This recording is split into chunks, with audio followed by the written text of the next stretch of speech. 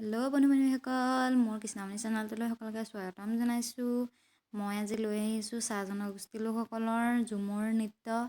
আৰু যদি ভিডিঅ'টো চাই ভাল পায় সকলোৱে লাইক কৰিব, কমেণ্ট কৰিব, লগতে শ্বেয়াৰ কৰি দিব। আৰু যিসকল নতুনকৈ আহিছে সেইসকলে চেনেলটো ছাবস্ক্ৰাইব কৰিবলৈ নাপাহৰিব।